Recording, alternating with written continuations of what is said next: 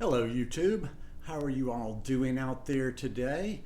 Listen, I'll get straight to it and I'll try to keep this one fairly brief or as brief as possible. I want to show you or tell you how to get all of my plant-based recipes.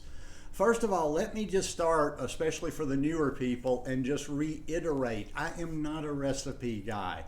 I knock off a lot of recipes. I throw things together for myself, but I'm just kind of willy-nilly when it comes to that. And I'm pretty simple when it comes to my taste. And more than anything, as I say over and over and over, I'm lazy. Most of the time when I come in and I'm getting ready to make food, I'm just like lasered in.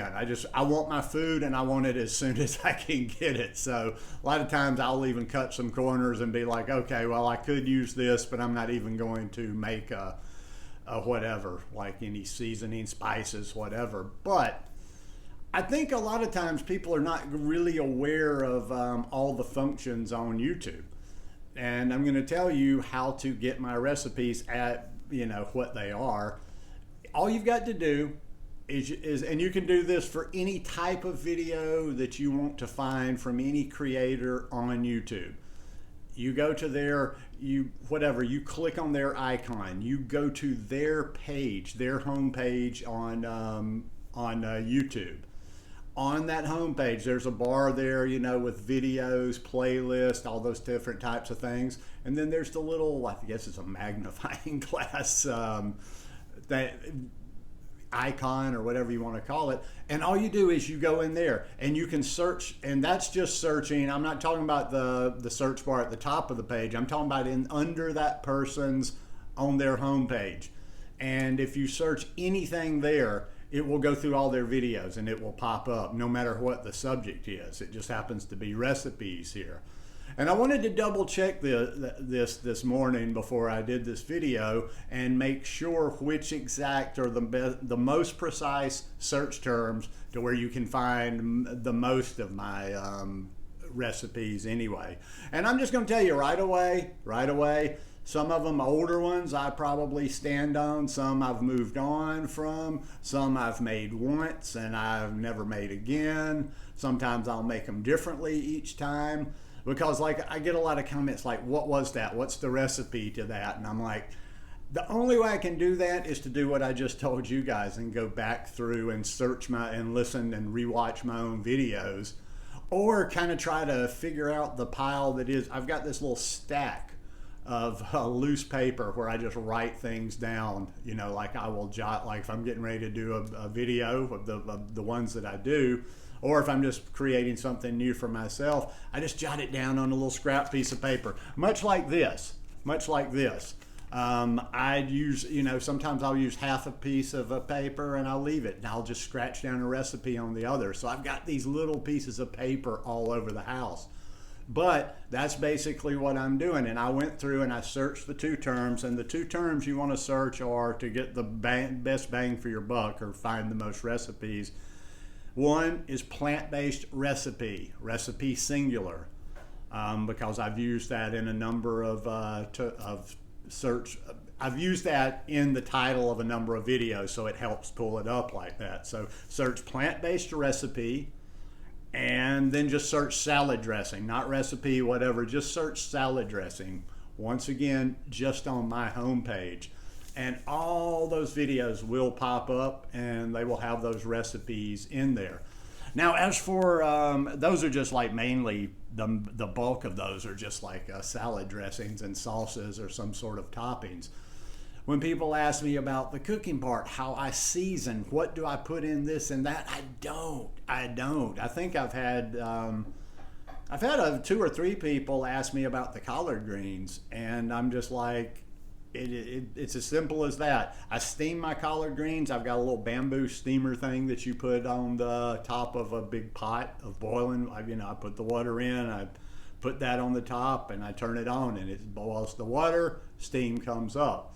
All I do with those collard greens is I put them in the basket. I don't do any seasoning on my collard greens when I put them in the basket. Now that's going to be boring for a lot of people. You can find recipes out there to where, you know, you can cook them, you can season them, you can get them maybe a little bit more like what you grew up with. Although I'd recommend not putting, you know, ham hocks, fat back, any kind of grease and that kind of stuff in there. But that's it. That's what I do. I just steam it. Steam the rest of my vegetables.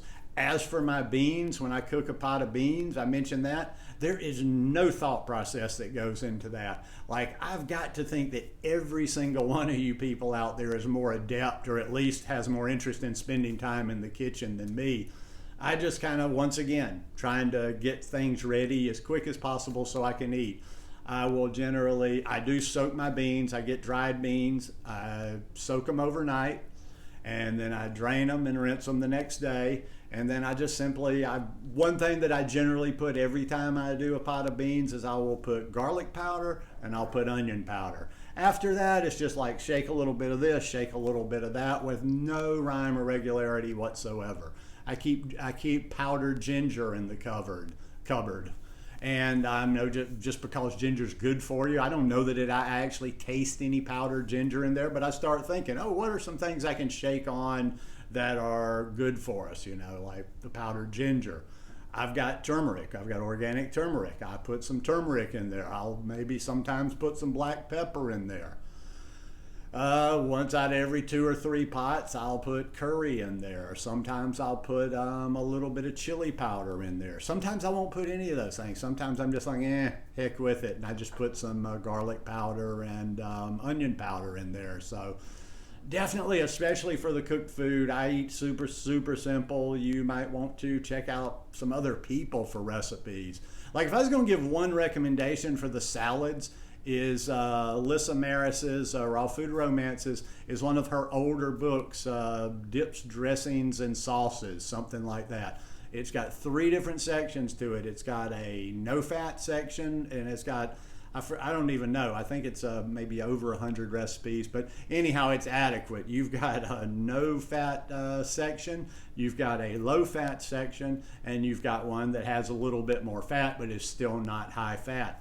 That's, you know, for the longest time, until I just had like 2 or 3 of my own that I used, that's the only place I got dressings from. One book, that book, right there. For some of the cook stuff, then the people that actually, you know, think about what they're putting in there, Chef AJ, I follow her on Instagram. I haven't personally made any of her recipes, but her food looks real legit. So for the cook stuff, she's got a recipe book out there. I don't know the name of it. You'd have to find her on Instagram.